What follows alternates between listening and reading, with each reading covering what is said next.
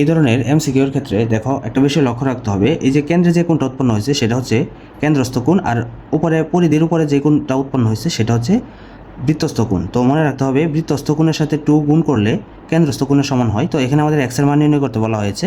তো আমরা কী করব, ক্যালকুলেটরের মাধ্যমে এটা খুব সহজেই অল্প সময়ের মধ্যেই নির্ণয় করতে পারবো। তো আমাদের কী করতে হবে, আমাদের প্রথমে যেটা করতে হবে সেটা হচ্ছে আমরা এই উপরে যে এখানে যে বৃত্তস্থ কোণটা আছে এই বৃত্তস্থ কোণের সাথে 2 গুণ করতে হবে। তাহলে দেখো বৃত্তস্থ কোণ কী আছে, বৃত্তস্থ কোণ হচ্ছে এক্স প্লাস 10 আছে। দেখো এখানে বৃত্তস্থ কোণ আছে হচ্ছে এক্স প্লাস 10। তাহলে আমরা লিখবো হচ্ছে এক্স কীভাবে পাবো, এই আলফাতে চাপ দিয়ে তারপর হচ্ছে এই ব্র্যাকেটে চাপ দেবো এক্স, তারপরে দেবো প্লাস, তারপর হচ্ছে 10।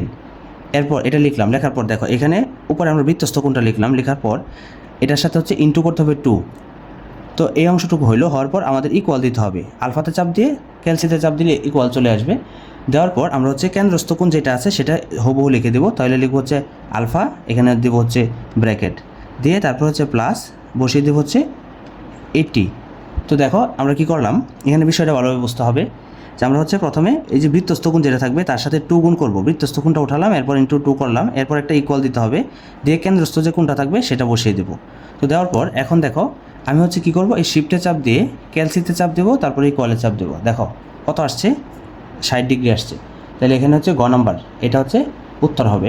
এই সেম ক্যালকুলেশনটা আমরা হচ্ছে 100 এমএস ক্যালকুলেটরের মাধ্যমে করব। দেখো যাদের এই 100 এমএস ক্যালকুলেটর আছে তারা এই নিয়মে এই ক্যালকুলেটরে করবা। তো প্রথমে যেটা করতে হবে সেম আগেরটার মতোই উপরে যে বৃত্তস্থ কোণটা আছে সেটা উঠাতে হবে। তো ব্র্যাকেট দিয়ে আমরা হচ্ছে লিখবো এক্স, দেখো এখানে আলফাতে চাপ দিয়ে ব্র্যাকেটে চাপ দিলে এক্স আসবে, এরপর হচ্ছে প্লাস 10 বসাতে হবে, বসানোর পর ব্র্যাকেট দিব, দিয়ে ইন্টু করবো হচ্ছে 2। সবসময় বৃত্তস্থ কোণের সাথে 2 গুণ করতে হবে।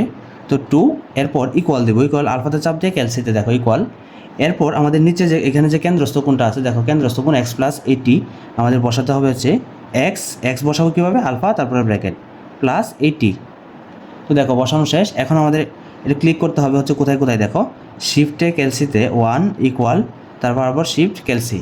তো দেখো আগেও 60 ডিগ্রি আসছিল, সেম এখনও 60 ডিগ্রি আসছে। তাহলে আমরা হচ্ছে এখানে 60 ডিগ্রিটাকে উত্তর হিসাবে গ্রহণ করতে পারি। আমার ম্যাথটা যদি বুঝে থাকো তো তোমরা অবশ্যই তোমাদের কাছে যে ক্যালকুলেটর আছে সেই ক্যালকুলেটরের মাধ্যমে এই ম্যাথটায় 14 নাম্বার এমসিকিউটা সমাধান করে কমেন্টে উত্তর লিখে দাও।